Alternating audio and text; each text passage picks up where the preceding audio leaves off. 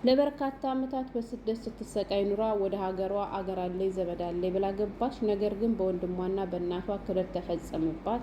ያ ክደት ሲደርስባትም ደግሞ የአእምሮ በሽተኛ ሆነች። ከየአእምሮ በሽተኛ ከሆነች በኋላ ደግሞ ጤናዋን ለመመለስ ወደ ጠበል ገብታ ነበር ማለት ነው። በጠበልም 1 ዓመት ያክል ቆይታ ነበር። በባለፈው ታስታውሳላችሁ የሀገሬ ልጆች ተስፍሽ የሚባለው ወይም ጀጎል ሚዲያ የሚባል ያለው ጀጎል ድርጅት መሰለኝ እንጂ ሚዲያ ሳይሆን ጀጎል ድርጅት እና እሱ አሁን ላይ የአረብ ሀገር ሴቶችን ከአረብ ሀገር ሲመለሱ ቤተሰብ የሌላቸውን እየተቀበለ ወደ የአካባቢያቸው ይሸኛል ማለት ነው። አንዲት እህታችን 17 ዓመት አረብ ሀገር ቆይታ ወደ ሀገሯ እየተመለሰች እያለ ቤተሰቦቿን መጠው ተቀበሏት፣ መታለችና ተቀበሏት፣ አዲስ አበባ ነው ያለች፣ ታማለች ብሎ ሲላቸው እስኪ ከቤተሰቡ አካል የሚመቸው ካለ መጥቶ ይቀበላታል የሚል ምላሽ ራሳቸው ሲናገሩ በጆሮ የሰምቼ በጣም ነበር ያዘንኩት ማለት ነው። እንዲሁም 17 ዓመት የሰራችበትን ተክዳ በቤተሰቦቿ ክደት ደርሶባት አሁን ላይ በመጠለያ አዲስ አበባ ተጠግታ እንዳለችም ሰምቻለሁ ማለት ነው።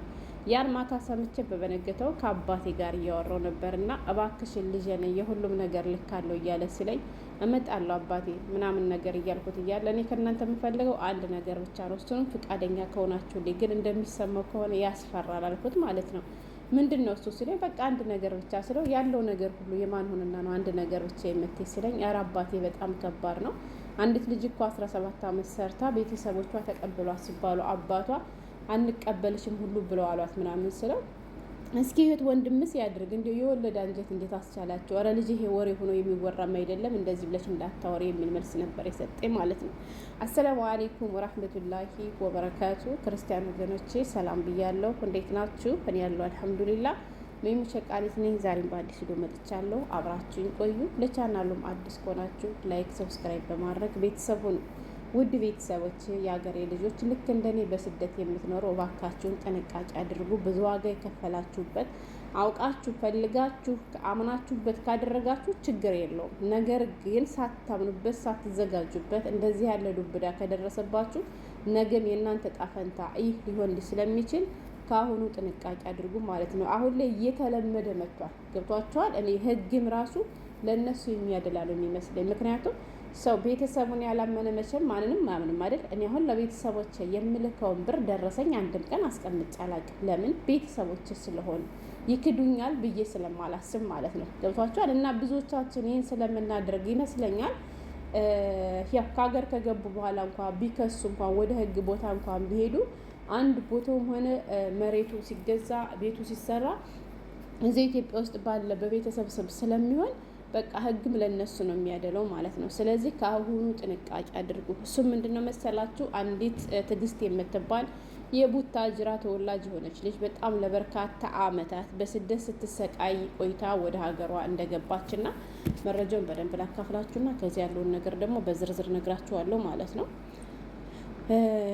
ወላሂ በጣም ከባድ ነው፣ ያማል። አስባችሁታል? ስንት ዋጋ ከፍላችሁ ደክማችሁ ኧረ በትናንትናው ዕለት ልብ የሚሰብር የራስ ማጥፋት ክስተት ተፈጽሟል ይላል። ህይወቷ ያለፈው እህታችን ትዕግስት ሰጠ ትባላለች። ስሟ እንግዲህ ትዕግስት ሰጠ የምትባል ልጅ ነች ማለት ነው።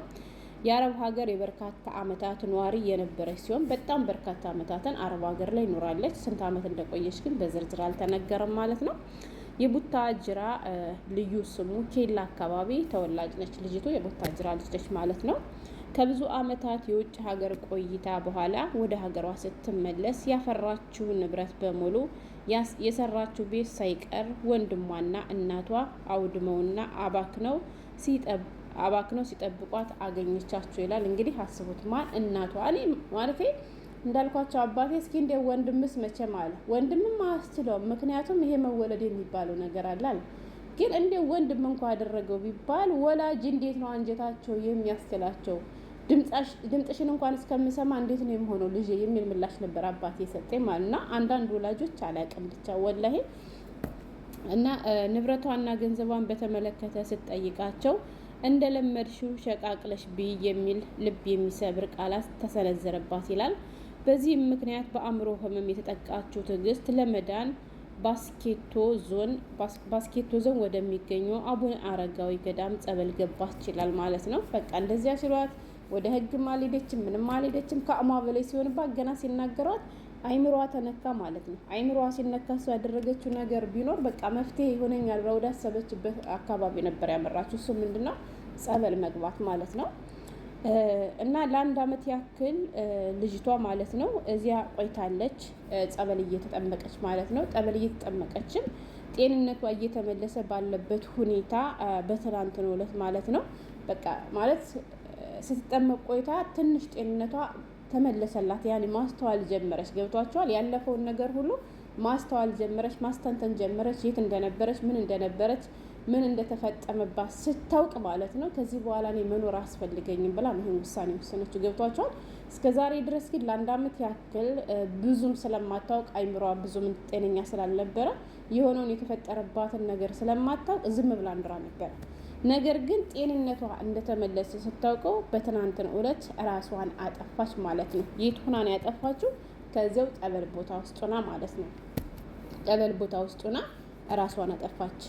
ከቀኑ 9 ሰዓት አካባቢ የጠፋችው ትዕግስት እዚሁ ጠበል ቦታ ውስጥ ሆና የራሷን ያን ነገር ለማድረግ የሚያስፈልጋትን ነገር አመቻችታ ከሌላ ጠበልተኞች ተለይታ ቦታዋን ያዘች ማለት ነው። ከቀኑ 9 ሰዓት አካባቢ የጠፋችው ትዕግስት ምሽት 1 ሰዓት አካባቢ ሌሎች ጠበልተኞች ከብዙ ፍለጋ በኋላ አግኝተዋታል። ጠፋቻቸው 9 ሰዓት። ከ9 ሰዓት ጀምሮ እስከ 1 ሰዓት ተኩል እንግዲህ ሰዎች እየፈለጓት ነበር። የሚፈልጓት ደግሞ እነማን ናቸው? ቤተሰብ ምናምን አይደለም። ቤተሰብ የላትም ሲጀመር። ጠበል የገባችው ብቻዋን ነው። ግን እንደሷ ልክ ከዚያ ጸበል ቦታ ያሉ ሰዎች ናቸው ተለይታ ስትጠፋባቸው ለአንድ አመት ያክል አብራችሁ ስለቆየች በደንብ ያውቋታል ማለት ነው። ከዚያ ጠፋች። ስትጠፋ ፍለጋው ቀጠለ። ፍለጋው ሲቀጥል ግን ከምሽቱ 1 ሰዓት አካባቢ ፎቶውን ቪዲዮን ብታዩት በጣም ይዘገንናል። ወላሂ ዩቱብ ስለማይፈቅድልኝ እንጂ ቢፈቅድልኝና ባሳያችሁ ደስ ይለኝ ነበረ። ግን ዩቱብ ስለማይፈቅድ አይ ቪዲዮ ማየት እንፈልጋለን አሳይን የምትሉቶች ካላችሁ ቴሌግራም ላይ አሳያችኋለሁ ማለት ነው። እና ሌሎች ጠበልተኞች ከብዙ ፍለጋ በኋላ አግኝተዋታል። አቅራቢያ ሰው ባለመኖሩ ምክንያት ወደ ከተማ ተደውሎ አስክሬኗ ከሌሊቱ 6 ሰዓት ላይ ማውጣት ተችሏል። እንግዲህ 9 ሰዓት የጠፋች ስንት ሰዓት ላይ ይሄን ነገር እንደፈጸመችው ባይታወቅም በፍለጋ የተገኘችው 1 ሰዓት ተኩል ነው። እስከ 6 ሰዓት ድረስ ደግሞ እሷን የሚያወጣ በጣም ጎሬ ነው። በነገራችን ላይ የገባችበት ገደል ጎሬ ስለሆነ እዚሁ ጠበልተኞች እሷን ማውጣት ስላልቻሉ ወደ ከተማ ለፖሊሶች ተደውሎ እንግዲህ አቅራቢያ ሰው ባለመኖሩ ምክንያት ወደ ከተማ ተደውሎ አስክሬኗ ከሌሊቱ 6 ሰዓት ነው የተነሳችው። አስቡት እንግዲህ በሀገሯ ላይ እየኖረች እንግዲህ ከ9 ሰዓት ጀምሮ እስከ ሌሊቱ 6 ሰዓት ልጅቷ አስክሬኗ ራሱ አልተነሳም ነበር። ገብቷቸዋል። እና 6 ሰዓት ላይ ማውጣት ተችሏል። ለምን ብትሉ ከግንድ ነው ያሰረችው። ከግንድ አስራ ወደ ታች ስትወድቅ የሆነ ጎሬ ገደል ውስጥ ነው የምታዩት። በጣም ነው የሚያስፈራው ወላሂ። እና አላቅም ይህ አዛዛኝ ክስተት ለሌሎች እህቶቻችን ትምህርት እንዲሆንልን እንፈልጋለን። እኔ የምፈልገው ይሄን ነው። ገብቷቸዋል። የሆነ ቪዲዮ ስንሰራ ጥቅሙ ምንድን ነው የሚለው ላይ ነው ትኩረት ማድረግ ያለብን እንጂ ትዕግስት አንድ ሄዳለች። ትዕግስትን መመለስ አንችልም። ግን ሌሎቻችንም ነገ የእሷ ጣፈንታ እንዳይደርሰን ጥንቃቄ ማድረግ ያለብን። በነገራችን ላይ የሀገሬ ልጆች አንድ ነገር ልንገራችሁ። ብር ስትልኩም ሆነ የሆነ ነገር ማሰራት ስትፈልጉ ከቤተሰብ ጋር አትቀላቅሉ። ማለት አትቀላቅሉ ስላችሁ ለነሱ ማድረግ ያለባችሁን ነገር ለይታችሁ ይሄ ለእናንተ ነው በሉ። ገባችሁ? ለራሳችሁ ማድረግ ያለባችሁ ነገር ካለ ደግሞ ይሄ ለራሴ ነው ብላችሁ በግልጽ ንገሯቸው ማለት ነው። ለምሳሌ ለራሳችሁ የሆነ ቦታ ገዝታችሁ ቤት እንዲሰሩላችሁ ከፈለጋችሁ ስትደዋወሉ ማለት ነው የማታምኗቸው ቤተሰብ ከሆኑ ሪከርድ አድርጋችሁ አስቀምጡ። የምትልኳትን ብር እያንዳንዷ ደረሰኛዋን አስቀምጧት። ወላሂ እውነቴን ነው የምላችሁ። ደረሰኛችሁን አስቀምጡ። ምን ያክል ሲሚንቶ ፈጀ፣ ምን ያክል ቡልኬት ፈጀ፣ ምን ያክል እንጨት ፈጀ የሚለውን ደግሞ የየቀኑ ቤቱን ሰርታችሁ እስከምትጨርሱ ያለውን ነገር በዝርዝር እየጻፉ እንዲነግሯችሁ አድርጓቸው። ገባችሁ? ለምን ብትሉ ነገ እንደዚህ ያለ ክደት ቢደርስባችሁ ቢያንስ ለመከራከር ትንሽ ያግዛችኋልና ማለት ነው። እንዲሁም ደግሞ ብዙዎቻችሁ ስም ምናምን ነገር እናንተ አረብ ሀገር ናችሁ። እኔ አሁን ላይ አላውቅም እንጂ በፊት እኮ ስም ይቻላል። ለምሳሌ እኔ አረብ ሀገር ሆኜ አባቴ በስሜ ቦታ ገዝቶልኛል በፊት እንደውም ከስንት ዓመት በፊት ማለት ነው ገና ሳውዲ አረቢያ እያለሁ። ስለዚህ በራሳችሁ ስም እንደማንም አድርጋችሁ ማስገዛት ወይንም ለረፍት ዳችሁ ራሳችሁ በራሳችሁ ስም አስገዙ እንጂ ወንድም ምናምን እያላችሁ መጨረሻችሁ እንደዚህ እንዳይሆን ጥንቃቄ አድርጉ ነው። ወላሂ በጣም ነው ያሳዘነችኝ። ገብታ አንድ ቀን እንኳን ሳትደሰት አንድ ቀን እንኳን ሳታርፍ ማለት ነው። ታዲያ ባል ቢከዳ ባዳ ቢከዳ ምኑ ይገርማል? የሀገሬ ልጆች የእናት ጭካኔ። አሁን እንግዲህ ጸጸቱን እንዴት ነው የምችለው? እስኪ ንገሩኝ። ደግሞ ትሞታታለች እንጂ ህግ ባለበት ሀገር ልጇ በዚህ ሁኔታ ውስጥ ሞታ እሷ የሷን ገንዘብ መጠቀም አትችልም። ገብቷቸዋል። ምክንያቱም ሌላ ነገር እንኳ ባይኖር ለብዙ ዓመታት አረብ ሀገር እንደኖረች ልጃቸው የአካባቢው ማህበረሰብ ያውቃል። ስለዚህ እኔ ከባድ ነው ወላሂ እና ተንከራቶ ሰው አርፋለሁ ብሎ ከሀገሩ ገብቶ መጨረሻው እንዲህ ሲሆን ኧረ እኔ አላቅምና እንደው ፍርሃት አለኝ። እኔ በእርግጥ የራሴ የምለው ገንዘብ የለኝም፣ ተመስገን ነው እናቴ። ምክንያቱም በጊዜ ጥጌን ይዣለሁ፣ ሰምታችኋል። ስለዚህማ የራሳችሁና የቤተሰቦቻችሁን ነገር ከአሁኑ ለይታችሁ አስቀምጡ። እናቴ ናት ወንድሜ ነው አይከዳኝም የሚለው ነገር አስጊ ደረጃ ላይ ደርሷል።